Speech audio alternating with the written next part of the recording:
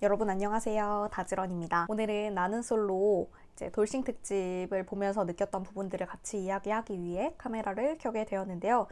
사실 제가 나는 솔로를 재밌게 보는 이유는 단순히 흥미 요소도 있겠지만 좀 반면교사 삼는 일들도 있고, 그리고 세상에는 굉장히 다양한 유형의 사람들이 있는데 어떤 사람들이 존재하는지 그런 것들을 또 개인적으로 배울 수 있기 때문에 여러 가지로 그 짧은 시간 안에 좀 다양한 깨달음거리 이런 것들을 얻을 수 있어서 저는 더 흥미롭게 꾸준히 봐왔던 것 같아요. 그래서 제가 나는 솔로를 보면서 개인적으로 느낀 점은 그냥 저의 개인적인 의견일 뿐이기 때문에 참고만 해주시면 감사하겠습니다. 제가 이번 화를 보면서 인상 깊었던 장면은 크게 세 장면이었는데요. 첫 번째로는 현숙님께서 저녁에 여성 출연진 분들과 대화를 나누는 장면이었습니다. 현숙님께서는 상철님이랑 같이 좀 잘 돼가고 있는 기류를 보였었는데, 현숙님은 아이 3명을 양육을 하고 있는 상황이셨고, 그리고 상철님께서는 자녀가 없는 상황이셨어요. 나는 연애를 하게 되면 장기적으로 좀 결혼까지 고민을 하게 되는데,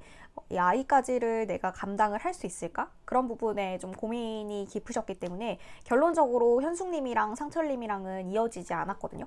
그런데 현숙님께서는 다른 여성 출연진들이랑 대화를 나눌 때 상철님이 나에 대한 마음이 확신이 있었는데 라는 식으로 표현을 하시더라고요. 그런데 상철님께서는 현숙님께 확신이 있다 라는 식으로 그 워딩을 쓰진 않으셨거든요.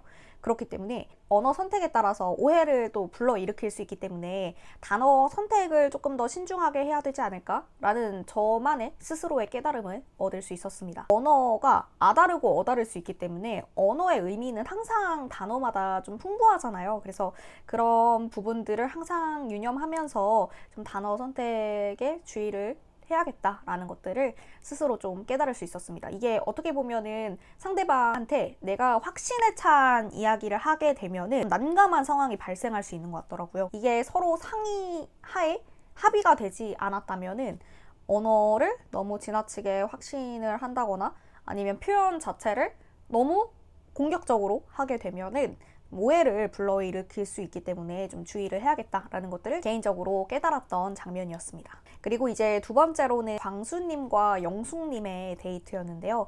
광수님께서 영숙님과 이렇게 술을 마시는 상황에서 영숙님이 원래 지병이 있으셨는데 술을 많이 마시게 되니까 힘드셔서 응급실에 가게 되셨어요. 그랬을 때 광수님께서는 좀 마음이 많이 놀라셨을 거 아니에요. 이제는 영숙님에 대해서 이성으로 보이진 않고 너무 동생 같은 느낌이 든다라고 말씀을 하셨어요. 저는 이게 영숙님이 아프신 상황에도 불구하고 술을 마시는 모습을 광수님께서 이성으로 느끼지 못한 이유가 아무래도 연인으로 발전하게 되려면 상호 간의 신뢰가 굉장히 중요하잖아요. 다른 사람이랑 있을 때도 이렇게 절제되지 못하는 모습을 보였을 때 과연 이게 건강하고 행복한 연애일까? 라는 생각이 가장 먼저 들었을 것 같아요. 저 같은 경우에도 이게 아무리 외적으로 마음에 들거나 대화가 잘 통하더라도 상대방이 예측이 가능하지 않은 사람이라면 절대로 만나고 싶지가 않거든요.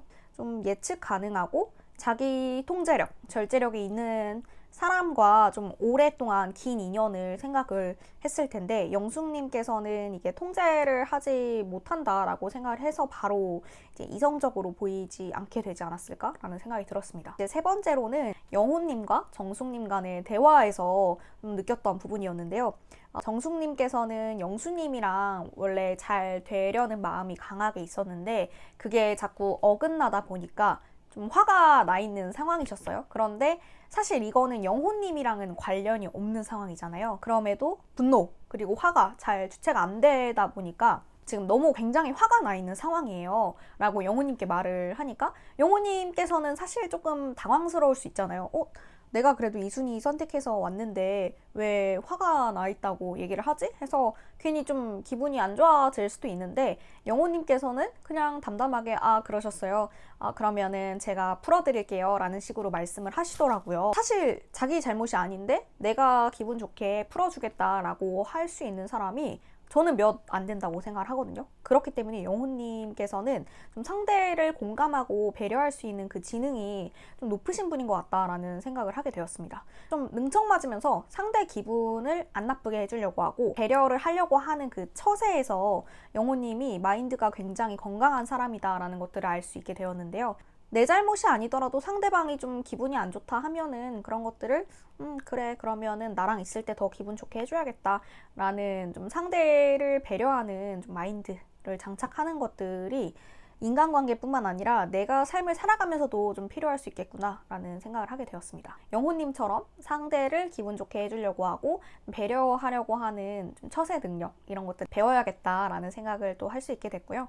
그리고 통제력이랑 절제를 할 수 있는 영역이 어떻게 보면은 인간관계뿐 아니라 이성 간의 그런 매력의 요소에서도 좀 중요할 수 있겠구나 라는 것들도 알 수 있게 되었습니다. 단어 선택을 좀 신중하게 하는 것들. 한국말은 말과 단어의 선택들이 좀 의미가 풍부할 수 있기 때문에 언어 선택을 조금 더 항상 신중하게 해야겠다라는 깨달음들을 또 얻을 수 있었습니다. 여러분들은 이번 화를 보면서 어떠셨는지 너무 궁금한데요. 댓글로 남겨주시면 감사하겠습니다. 오늘 영상은 여기까지고요. 저는 그러면 다음에 더 재미있는 영상으로 찾아뵙도록 하겠습니다. 안녕!